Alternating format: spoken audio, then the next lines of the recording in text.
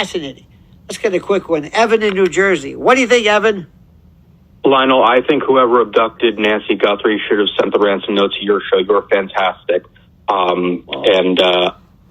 think I concur with Pamela. I think that this is not a professional we're dealing with. An 84-year-old immobile woman who can't fight back. There's blood there. Yes. Obviously, there has to be a connection between the person who took her. And I'm not so sure that the person or the people who phoned in the ransom note to TMZ are, I feel like it may just be third-party people who are taking advantage. That's what I was thinking. I'm really skeptical about that one because I don't know enough about ransom kidnappings, but I feel like I would hope not.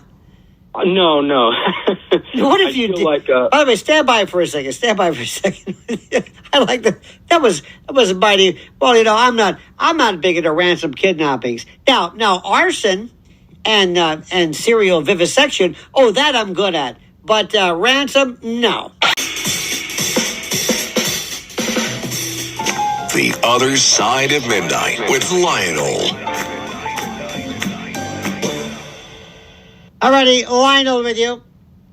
We're going through various scenarios that we are concocting, and I submit to you that when regular people ask good questions about the obvious, you get some answers. Now, Evan, by the way, is calling. Evan, by the way, the best line is, I don't really have any individual expertise in abductions and kidnapping. I'm glad you, full disclosure, I'm pretty good. I'm a jack of all trades, but violent crime and abduction, I'm not your go-to. Now, I do know a guy, my neighbor, Larry, can help you out with that one.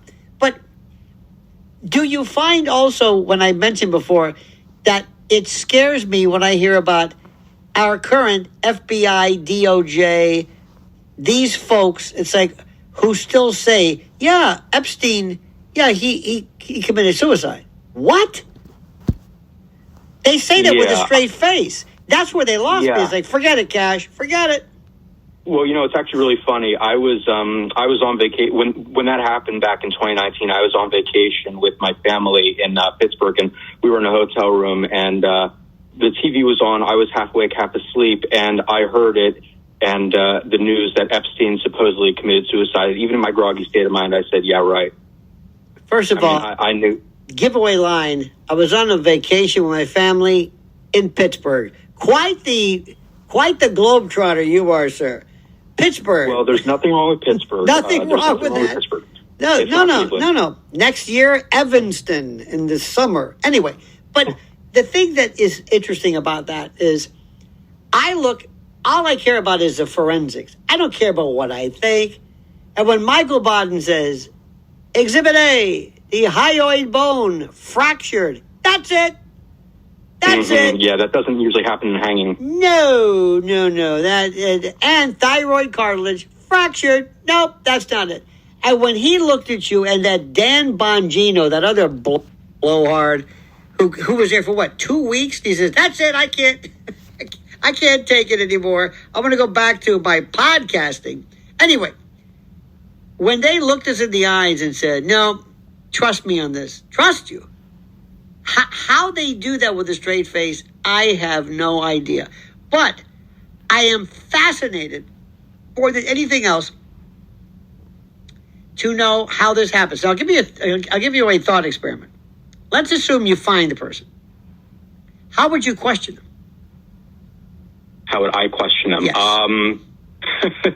Well, I would always think, what would Detective Stabler and Benson do on SVU? But you can't do what Stabler did anymore, unfortunately. Simply put, you want to make them feel like they're the criminal masterminds.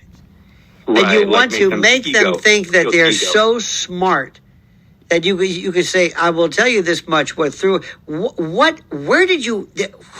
Who came up with the notion of a ransom?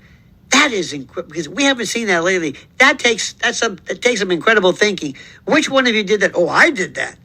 That was brilliant. And Bitcoin, superb.